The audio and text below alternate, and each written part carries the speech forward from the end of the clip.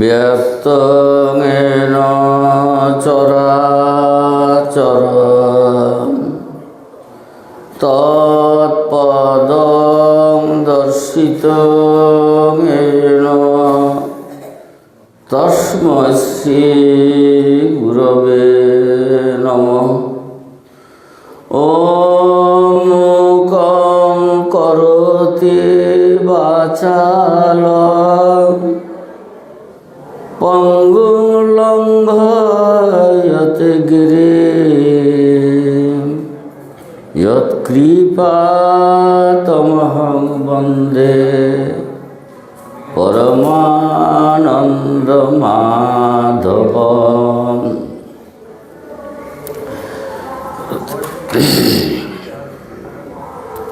শ্রীমদ্ ভগবদ গীতা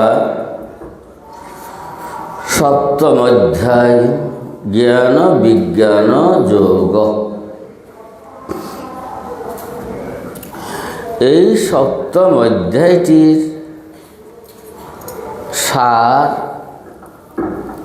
সেটা জ্ঞান এবং বিজ্ঞান যোগ বলা হয়েছে শিরোনামের সাথে। কিন্তু জ্ঞান এবং বিজ্ঞান কি জিনিস সেটা তো জানা দরকার। এই সপ্তম অধ্যায় থেকে দ্বাদশ অধ্যায় পর্যন্ত ভগবান ভক্তির বিস্তার করেছেন। আমরা যারা মনুষ্য হিসাবে জন্মগ্রহণ করেছি, আমাদের সাধারণত বিশেষ করে এই কলি যুগে জ্ঞানকে অবধারণ করার মতো ক্ষমতা আমাদের তেমন নেই। কিন্তু জ্ঞান কি আর ভক্তি কি? যখন ওই ভক্তি চরম অবস্থা হয় তখন সেটি জ্ঞান। তো এই প্রথম মন্ত্রে ভগবানজি বললেন, ময়া শক্ত মনা পার্থ, আমাতে নিবিষ্ট চিত্ত যারা, আমার প্রতি যাদের আকর্ষণ আছে, প্রেম আছে, ভালোবাসা আছে,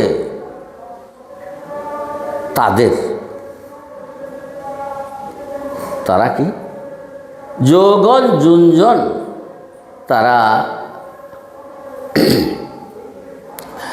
যোগাভ্যাস করে। কিভাবে? মদাশ্রয়, আমার আশ্রয় গ্রহণ করে। তো মানুষ তো সচরাচর ভগবানের আশ্রয় গ্রহণ করে না। মানুষের আশ্রয় তো অনেকগুলো। তারা মনে করে বাচ্চা মানে যাদের একটু বুদ্ধি হয়েছে, ছেলে, যুবক ছেলে, তারা আশ্রয় মনে করে মা বাবা। কারণ মা বাবা ভরণ পোষণ চালায়, আশ্রয় মনে করে। আমাদের মা বাবারা মনে করেন তারা অর্থটা আমাদের আশ্রয়, অর্থ না হলে আমাদের চলবে না। এইভাবে আমরা ভগবানের আশ্রয় গ্রহণ করি না। আমরা আশ্রয় গ্রহণ করি অর্থবিত্ত মানুষ, তাদের আশ্রয় গ্রহণ করি, ভগবানকে আমরা আশ্রয় করি না। তিনি বললেন, এই নিবিষ্ট চিত্ত, আমার প্রতি যার প্রেম আছে, আমার প্রতি যার আদর আছে, আমার প্রতি যার ভালোবাসা আছে, যে আমার প্রতি আসক্ত, আমার আকর্ষণে আকৃষ্ট, সেই ব্যক্তি আমার আশ্রয় গ্রহণ করে এবং যোগাভ্যাস করে, সাধন অভ্যাস করে। এরূপ অর্জুনকে বলছেন, অসংশয়ং, নিশ্চিত রূপে, সংশয়হীন হিসাবে, সমগ্রং মাং, আমাকে সমগ্রকে, আমি আংশিক বলছি না, আমার পুরোটাই, সমগ্রং যথা মাং জ্ঞাস্যসি, যাতে তুমি জানতে পারো, তশ্রিণু শ্রবণ করো। আমাকে সমগ্রভাবে কিভাবে জানা যায় তা শ্রবণ করো। এইটা হইল ভক্তির আরম্ভ। আগে আরম্ভে ষষ্ঠ দিয়ে শেষ মন্ত্রে ভক্তি আছে, পঞ্চম দিয়ে একটু আছে, এখানে বিস্তার করা হচ্ছে।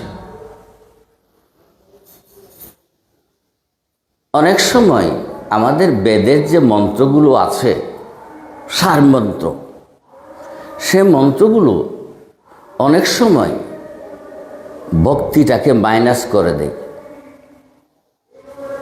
ভক্তি থাকে না। যেমন অহং ব্রহ্মাস্মি, আমি ব্রহ্ম, তা আমি যদি ব্রহ্ম হই আমি ভক্তি করব কারে? হ্যাঁ, এরূপ একটি মনের বিকার সৃষ্টি হয়ে যায়। আমি ব্রহ্ম কথাটি এত গভীর যে সেখানে সারেন্ডার ছাড়া আমি ব্রহ্মে পৌঁছা যাই না। যেমন একটা উপমা, ব্রহ্মের সাথে কোনো উপমা খাটে না, তবু আমাদের বোঝার সুবিধার জন্য একটি উপমা, সমুদ্র আর নদী। সমুদ্রের মধ্যে জল, নদীতে জল। নদী বলে আমি সমুদ্র, কারণ সমুদ্রের জলের সাথে আমার মিল আছে। হ্যাঁ, নদী বলে আমি সমুদ্র, আমরা শিশু। ঈশ্বর আর জীব, ঈশ্বরের সাথে আমাদের একদিকে মিল আছে, দেহটাও দিয়ে নয়, একদিকে মিল আছে। মিল থাকার ফলে সেটা হচ্ছে আত্মা। আত্মা দিয়ে ঈশ্বরের সাথে আমাদের মিল, এটা দিয়ে আমরা বলি আমি ব্রহ্ম। তো আমি তো, দেহটা তো ব্রহ্ম নয়, আত্মা না ব্রহ্ম। নদী বলে আমি ব্রহ্ম, না না, নদী স্বরূপ তো ব্রহ্ম, জলে জলে মিল আছে বলে, কিন্তু নদী কখনো ব্রহ্মের সমকক্ষ নহে, সমুদ্রের সমকক্ষ নহে। সমুদ্র নদীকে গ্রাস করে, নদী সমুদ্রে গিয়ে তার অস্তিত্ব হারায়, বিলীন হয়ে যায়, নদী নাম থাকে না।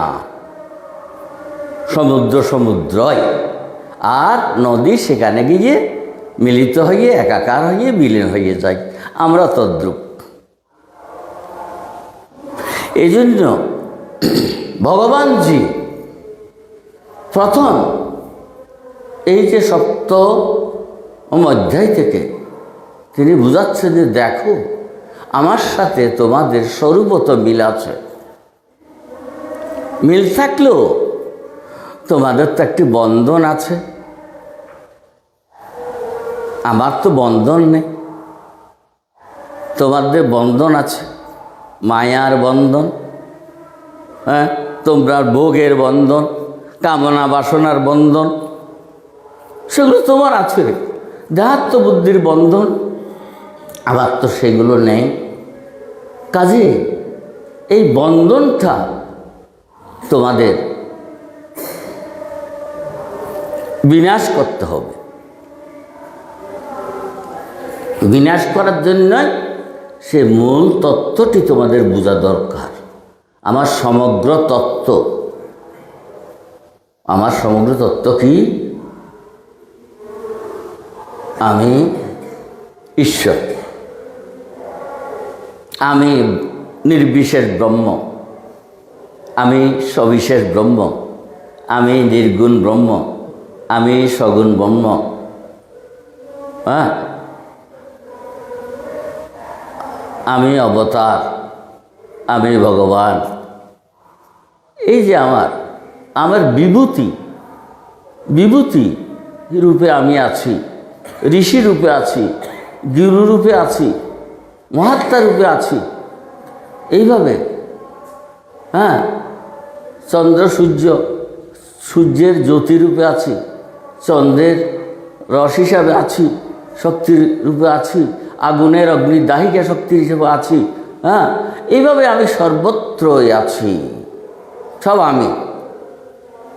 আমি ছাড়া সূর্যের কোনো সাধ্য নাই, চন্দ্রের কোনো সাধ্য নাই।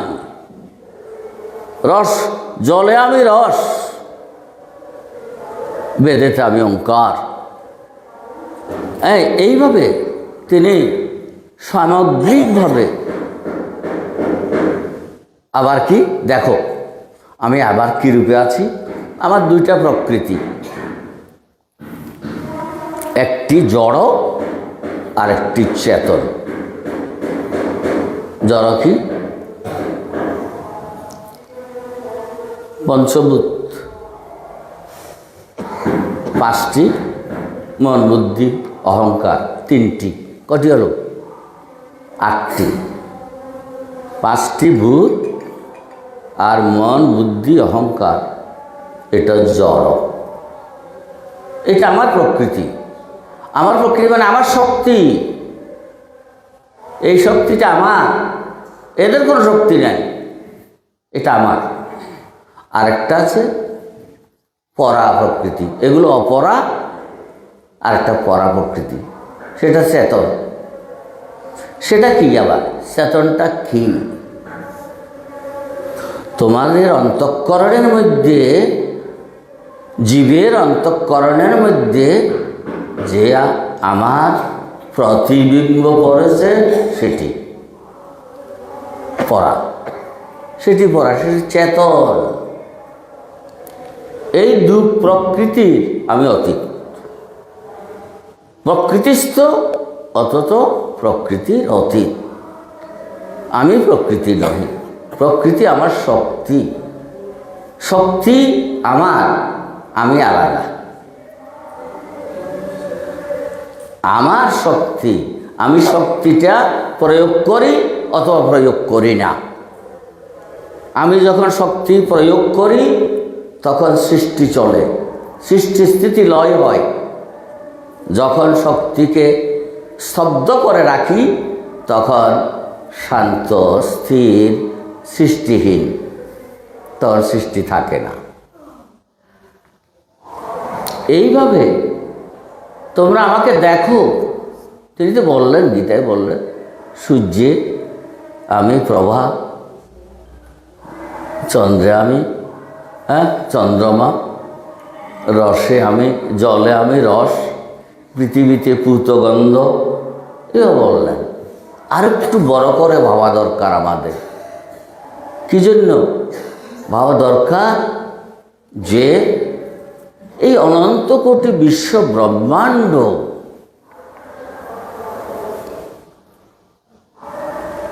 আকাশের মধ্যে কিভাবে আছে,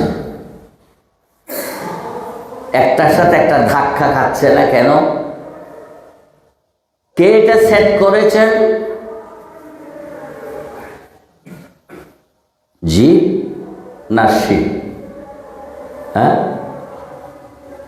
কে সেট করেছেন আকাশের মধ্যেগুলো? জীবে সেট করেছেন না শিবে? জীব শিব এক হলো তত্ত্বত স্বরূপত, কিন্তু জীব শিবের সমকক্ষ নয়। এইটাই হচ্ছে ভক্তির কথা। এইটা প্রথম জানতে হবে। আমার যা কিছু আছে, আমাদের মধ্যে যা কিছু চলছে, এই দেহ গঠন, দেহের মধ্যে চক্ষুর দর্শন শক্তি, কানের শ্রবণ শক্তি, হ্যাঁ, বাকের বাকশক্তি ইত্যাদি 14টি করণের মধ্যে যে শক্তি প্রকাশ হচ্ছে, সে শক্তি এই করণগুলোর নহে, দেহের নহে, সে শক্তি সেই পরমেশ্বরের। এইটি আমাদের ভগবান বুঝাচ্ছেন সপ্তম অধ্যায় থেকে। তিনি বলছেন, সহস্র সহস্র লোকে কোনো ভাগ্যবান আত্মজ্ঞান লাভ তরে হন যত্নবান।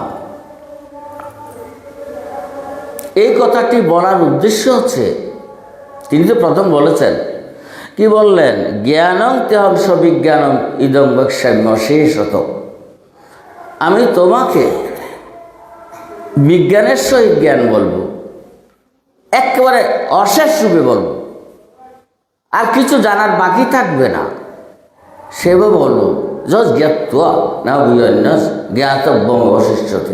যা জানলে আর জানার কিছু বাকিই থাকবে না। জ্ঞান এবং বিজ্ঞান বলবো। যে জ্ঞান কি? আমাদের জ্ঞানের ধারণা যা আছে সব আপেক্ষিক। জ্ঞানটা অনেক সময় আপেক্ষিক থাকে, অ্যাবসলিউট হয় না, আপেক্ষিকই থাকে। তো আপেক্ষিক হিসাবে আমরা প্রথমে বলবো জ্ঞান মানে কি?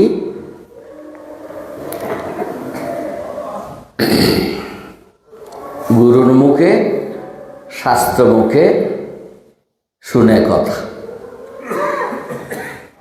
গুরুর মুখ থেকে, শাস্ত্র থেকে শুনে আমাদের হৃদয়ের মধ্যে যে একটি ভাব, একটি চেতনা সেখানে সৃষ্টি হয়েছে, এটি একটি জ্ঞান। এগুলো আপেক্ষিক, এগুলো জ্ঞান না। কেন? কারণ যতক্ষণ পর্যন্ত আমরা মোহ থেকে মুক্ত হচ্ছি না, অহংকার থেকে মুক্ত হচ্ছি না, সেই জ্ঞানগুলো জ্ঞান হিসেবে কাজ করছে না। এগুলো মেধার সাহায্যে কিছু ধরে রাখা মাত্র। যার মেধা প্রবল সে অনেক কিছু মেধাই নিতে পারে। আমাদের যখন মৃত্যু ঘনিয়ে আসবে, শ্রী ভগবান মেধাটাকে স্তব্ধ করে দেবেন। তার এই মেধায় সঞ্চিত কিছুই সেখানে দেখা যাবে না, বেশি উঠবে না। কারণ এটা প্রকৃত জ্ঞান নয়। প্রকৃত জ্ঞান হলে মৃত্যুকালে এগুলো বেশি উঠবে। বেশি উঠলে মানুষ কল্যাণ লাভ করতে পারে। জ্ঞান কি? আরে বলি, এই প্রকৃতিকে জানা, বিশ্ব প্রকৃতিকে জানা, এটার নাম জ্ঞান। বিশ্ব প্রকৃতিকে আমরা পুরোপুরি জানতে পারি না, তবে আমাদের বৈজ্ঞানিকরা গবেষণা করে বিশ্ব প্রকৃতিকে অনেক কিছু জেনেছেন বলেই এখান থেকে আমি মঙ্গল গ্রহে একটি রকেট ছুঁড়ে মারব। এই মঙ্গল গ্রহটি এখান থেকে কত কিলোমিটার দূরে তারা মেপে ফেলেছে। এই পৃথিবীতে বসে মেপে ফেলেছে। তারপর ঘন্টায় বা মিনিটে কত কিলোমিটার বেগে যেতে হবে সেটা ক্যালকুলেশন করেছে। এখান থেকে ছুঁড়ে মেরেছে, মঙ্গল গ্রহে গিয়ে এটা ল্যান্ড করবে। অনেক কিছু তারা প্রকৃতির বিষয় কিছু, কিন্তু তাও অল্প। প্রকৃতির এই প্রকৃতি দিয়ে কীভাবে ভগবান বলছেন, আমি আমার প্রকৃতি দুটি। একটি হচ্ছে পঞ্চভূত আর মন, বুদ্ধি, অহংকার, এই আটটি। এই আটটি দিয়ে আমি এই বিশ্ব ব্রহ্মাণ্ড, প্রাণীকুল, উদ্ভিদকুল সব কিছু আমি তৈরি করেছি পঞ্চভূত আর মন, বুদ্ধি, অহংকার দিয়ে। আমাদের মধ্যে পঞ্চভূত আছে আর মন বুদ্ধি অহংকার আছে। পাহাড় পর্বতের মধ্যে পঞ্চভূত আছে, মন বুদ্ধি অহংকারটা স্ফুরিত নহে। বৃক্ষ আছে, বৃক্ষের মধ্যে পঞ্চভূত আছে, আর মন বুদ্ধি অহংকার একটু ক্ষীণ, অনেক ক্ষীণ আছে, তাদেরও আছে। কিছু কিছু বৃক্ষ আছে সেগুলো খুব অ্যাক্টিভ। ওই আফ্রিকার জঙ্গলে কতকগুলো মানুষ খেকো বৃক্ষ আছে। মানুষ যদি যায় পোকা, আমাদের এখানে তামাক আছে না, তামাকের মধ্যে পোকা বসলে সেই পোকাকে সে হজম করে ফেলে তামাক পাতায়।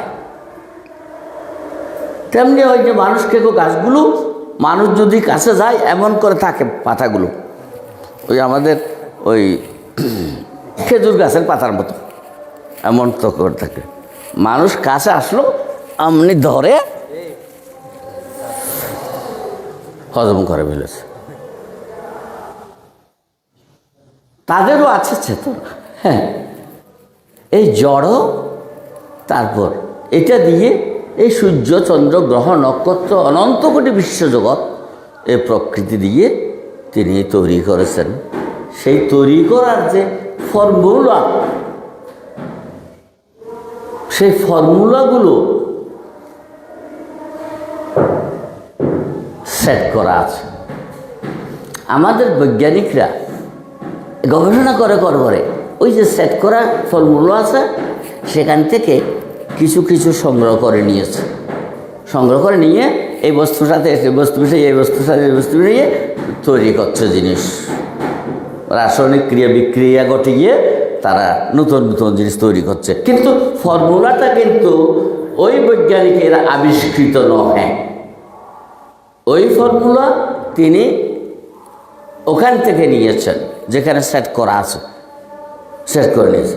এইভাবে এই প্রকৃতি তত্ত্বকে জানার নাম জ্ঞান।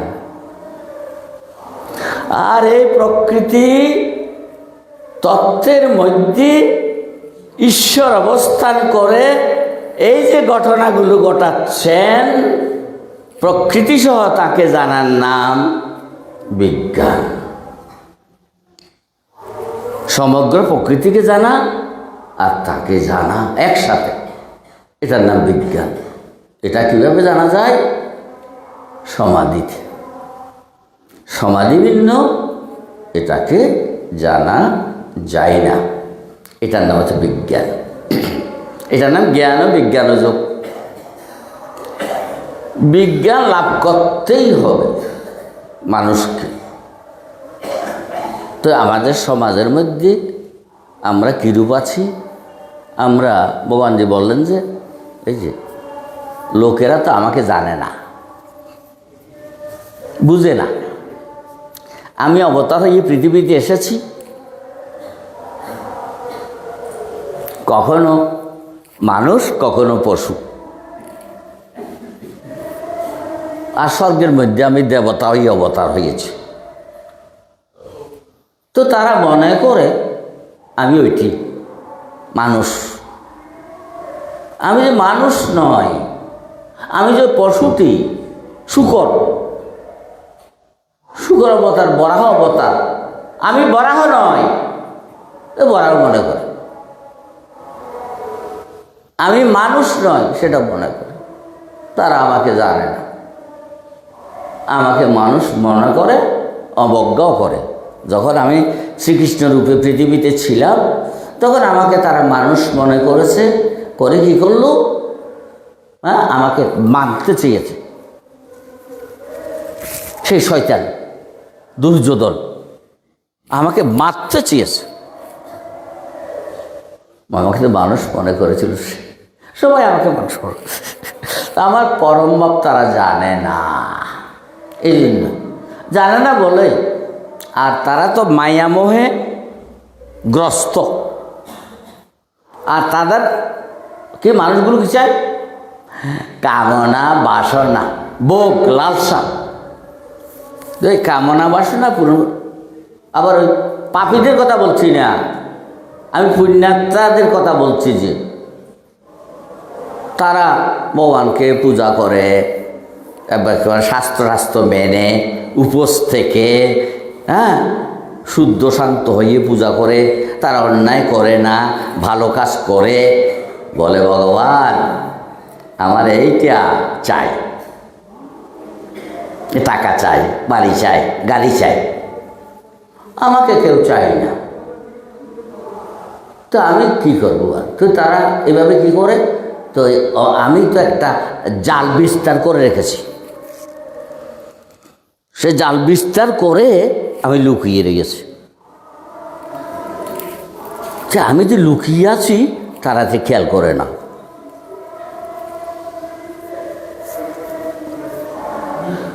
তো রাজা কি করলেন? একটি ঘোষণা দিলেন,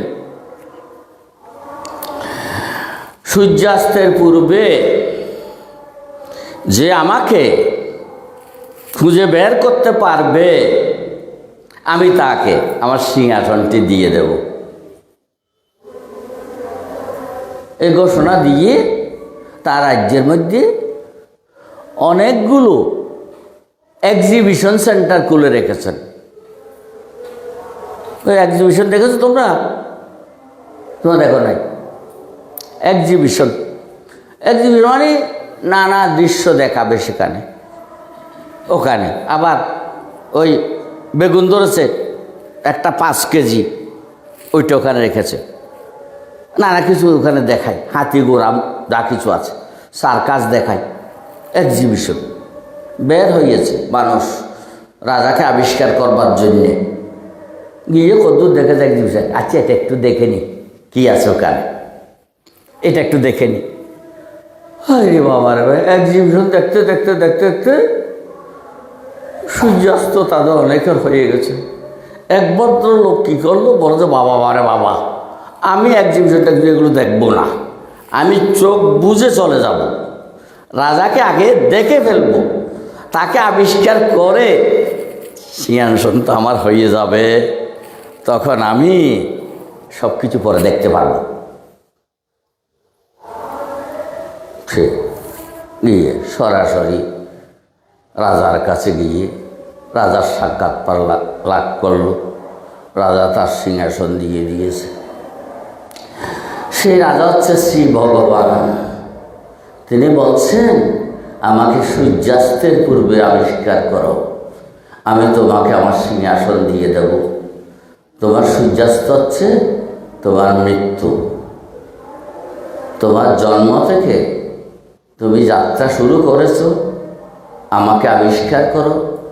তোমার সূর্যাস্ত হওয়ার আগে যদি আমাকে আবিষ্কার করতে পারো, খুঁজে নিতে পারো, তাহলে আমি আমার সিংহাসন তোমাকে দিয়ে দেব। এই জন্য আমাদের শাস্ত্রে যারা সেই মহাত্মারা, ঋষিরা সূর্যাস্তের পূর্বে তাকে আবিষ্কার করতে পেরেছিলেন বলে অহং ব্রহ্মাস্মি অয়মাত্মা ব্রহ্ম তত্ত্বমসি প্রজ্ঞানং ব্রহ্ম সর্বং খলিদং ব্রহ্ম একাকার হয়ে গেছে। নদী যেমন সমুদ্রে গিয়ে একাকার হয়ে যায়, জীব সেই ব্রহ্মের মধ্যে একাকার হয়ে যায় সূর্যাস্তের পূর্বে যদি তাকে লাভ করা যায়। তো বলছেন আমি জাল বিছিয়ে রেখেছি, আমি ওখানে লুকিয়ে আছি। ওই জাল মানে এক্সিবিশন। এক্সিবিশন মানে কি? সে এক্সিবিশন মধ্যে কী রেখেছি আমি? কার্তিক, গণেশ, লক্ষ্মী, সরস্বতী, চন্দ্র, সূর্য, ইন্দ্র, বরুণ, অনেকগুলো দেবতা, এগুলো সব এক্সিবিশন খুলে রেখেছি। লক্ষ্মীর পুজো করলে ধন পাওয়া যাবে, এই একটা এক্সিবিশন খুলেছি। সরস্বতীর পুজো করলে বিদ্যা অর্জন করা যাবে, আরেকটি এক্সিবিশন। এইভাবে অনেকগুলো এক্সিবিশন খুলে রেখেছি আমি। তারা এক্সিবিশনে মত্ত দেবতার পূজা করে, আমাকে করে না। অথচ সবের ভুলে আমি। তো আমি কি করব? তারা যখন দেবতা পূজা করে আমি ওই দেবতায় ভক্তি জাগিয়ে দিই। কর, সেটা হইলে কর আপাতত, হ্যাঁ কর। কিন্তু ফল ওই দেবতার বাপের সাধ্য নাই ফল দেওয়ার। সে দেবতার কাছে যা চাচ্ছে সেটা তার দেওয়ার ক্ষমতা নেই, আমি সেখানে যোগান দিয়ে থাকি। ওই দেবতাকে বলে দিই যে এ লক্ষ্মী, তোমার কাছেও ধন চেয়েছে, ওই ভাণ্ডার থেকে আমার ভাণ্ডারে মজুত আছে, সে ভাণ্ডার তোমার নহে। এ লক্ষ্মী, এই ভাণ্ডার ধনের ভাণ্ডার তোমার নহে, এই ধনের ভাণ্ডার আমার, তুমি ওখান থেকে 1 পোয়া দিয়ে দাও, যাও ওকে। এরূপে আমি সে বিধান করি, কিন্তু সে ফল তারা দল নিয়ে গেল অস্থায়ী। এগুলো তাদের কোনো কিছুদিন কাজ দেবে, পরে সেটাও তাদের ব্যথা হয়ে দাঁড়াবে। এই জন্য আমি যে জাল বিস্তার করে রেখেছি, এক্সিবিশন খুলে রেখেছি, সেই সেন্সটা যার হয়েছে সে ওখানে মশগুল হবে না, সে আমাকে খুঁজে নেবে। সে রাখবে সামনে, দেবতাকে রাখবে, রেখে ভাববে হে পরমেশ্বর, হে দয়াময়, হে পরমাত্মা, তুমি এই নাম এবং রূপের অন্তরালে, এই নাম এবং রূপ তোমার যোগমায়া, আমি তোমার যোগমায়াকে বুঝে ফেলেছি। এই যোগমায়ার অন্তরালে তোমার অবস্থিতি, এই নাম রূপের যোগমায়াকে মাধ্যমে তোমার নিকট আমি নিজেকে উৎসর্গ করে দিলাম। এইটা হচ্ছে সপ্তম অধ্যায়ের যে ভক্তি কিভাবে করবে, এই যে যোগমায়া তার মধ্যে থেকে কিভাবে আবিষ্কার করবে তার পন্থা এখানে ভগবান বলছেন জরা মরণমোক্ষায় মামাশ্রিত যতন্তি, যে জরা এবং মৃত্যু থেকে রেহাই পাওয়ার জন্যে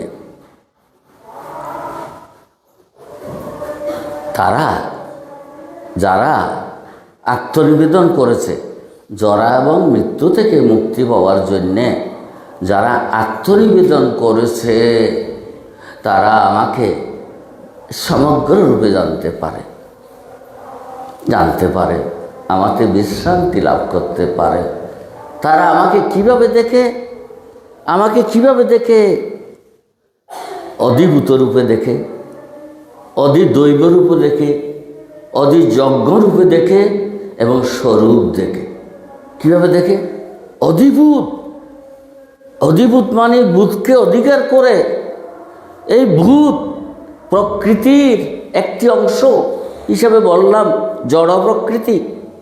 কিন্তু এই যে ক্ষিতির কোনো অস্তিত্বই নেই, কারণ সে ক্ষিতি যেটা বললাম সেখানে আমি পুরো, ক্ষিতির ভিতর আমি পুরো আছি। জল বললাম, জলের ভিতর আমি পুরো আছি, আমি ছাড়া কিছু নেই। কাজে এইভাবে ভূতের মধ্যে ভূতকে অধিকার করে যে তিনি অবস্থান করছেন, সেই ভূতের মধ্যে তাকে দেখে অধিভূত রূপে, অধিদৈব রূপে, দেবতার মধ্যে তিনি আছেন। আমাদের যে 14টি করণ আছে, সেই ইন্দ্রিয়, 10 ইন্দ্রিয়, 4 অন্তঃকরণ, 4 মন বুদ্ধি অহংকার, এই 14টি করণের মধ্যে তিনি এমনভাবে আছেন, করণে দেখা যাবে না করণগুলোকে, তিনি করণগুলোর ভিতর আছেন, করণগুলো বাইরেও আছেন। ভূতের ভিতরে আছেন, ভূতের বাইরে আছেন। এইভাবে যে দেবতার মধ্যে আমাকে দেখে অধিদৈব রূপে, অধিযজ্ঞ রূপে এই সমগ্র বিশ্ব ব্রহ্মাণ্ডের মধ্যে যে আমি এই বিশ্ব ব্রহ্মাণ্ডে প্রবেশ করে এই প্রকৃতি, বিশ্ব প্রকৃতি সৃষ্টির পূর্বে প্রকৃতিতে প্রবেশ করে আমি তখন নিজেকে প্রকাশ করেছিলাম। প্রথম প্রকাশ করে কি বলেছিলাম? অহং, আমি। এই অহং বিশ্ব ব্রহ্মাণ্ড রচনা করেছে, বিশ্ব ব্রহ্মাণ্ড সৃষ্টি স্থিতি লয় সম্পাদন করাচ্ছেন। হ্যাঁ, এই অহংটা প্রত্যেক জীবের মধ্যে, প্রত্যেক সৃষ্টির মধ্যে প্রবেশ করে আছে। এই জন্য আমরা অহং বলি, অহং বলি। সেই অহংটি, ওই অহং ক্ষেত্রের মধ্যে থাকে ক্ষেত্রজ্ঞ রূপে। ওই অহং সেটা বুঝা, এটা হচ্ছে অধিযজ্ঞ রূপে তাকে জানা। যে অহংটি আমাদের মধ্যে আছে সেটা অহংকার নহে, সেটি হচ্ছে পরমেশ্বর পরমাত্মা। এইভাবে অধিযজ্ঞ, তারপর স্বরূপ। এইভাবে যারা জেনেছে তারা আমাকে সমগ্রভাবে জানতে পারে। আমার স্বরূপ কি? সৎ চিৎ আনন্দ। ওম পূর্ণমদ পূর্ণমিদং পূর্ণাৎ পূর্ণমুদচ্যতে পূর্ণস্য পূর্ণমাদায় পূর্ণমেবাবশিষ্যতে। ওম শান্তি শান্তি শান্তি।